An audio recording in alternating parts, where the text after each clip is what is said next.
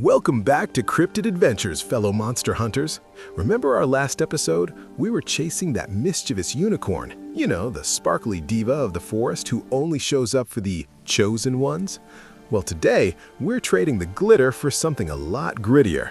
We're heading deep into the freezing taiga of Russia, where the trees whisper and the shadows have teeth. Today, we're talking about the OG nightmare of the north, Baba Yaga.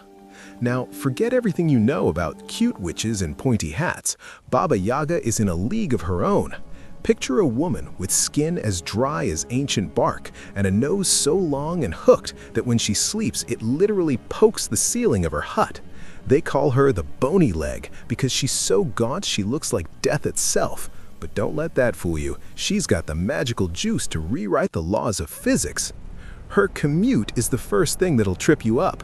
She doesn't ride a broom. She sits inside a giant stone mortar, steering it with a heavy pestle like some kind of supernatural pilot, all while using a silver broom to sweep away her tracks so you can never ever find where she lives. And her house? It's the ultimate don't knock on this door warning. It stands on two massive, scaly chicken legs, turning and pacing around the forest like a restless predator. If the house doesn't scare you, the fence will. It's decorated with actual human skulls that glow in the dark. Talk about a killer aesthetic, right? But here's the thing. Baba Yaga isn't just a monster. In the oldest legends, she was a goddess of the earth, a guardian of the boundary between life and death. She controls three mysterious nights, one white for the day, one red for the sun, and one black for the night. She literally manages the clock of the universe. Now, let me tell you the story of how two kids almost ended up on her dinner menu. There were these twins, Milo and Mila. After their mother passed, their father remarried a stepmother who was, to put it mildly, toxic. While the father was sick in bed, she cooked up a plan to get rid of the kids forever. She told them, "Your father is dying. Go deep into the forest and find green rowan berries to save him."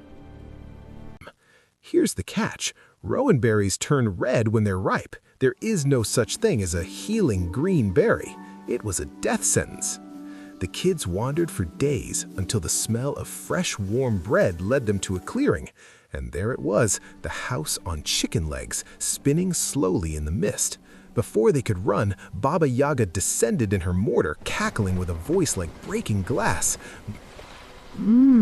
I smell fresh meat," she hissed. She snatched them up, threw them inside, and chained them to the wall. She wasn't even hungry yet. She wanted to prep them for a big feast later. But Mila had a secret weapon, pure kindness. Even while she was starving, she shared her tiny crust of bread with a little mouse living in the floorboards for 3 straight days. That mouse turned out to be the best ally they could ask for. On the 3rd night, the mouse whispered, "She's getting the oven ready. Run now!" The mouse slipped them the keys and 2 enchanted items, a handkerchief and a comb. The twins bolted into the dark, but Baba Yaga wasn't far behind. They could hear the thump-thump of her mortar hitting the ground as she flew through the trees. Just as her long claws were about to grab Milo's collar, he remembered the mouse's advice and threw the handkerchief behind them.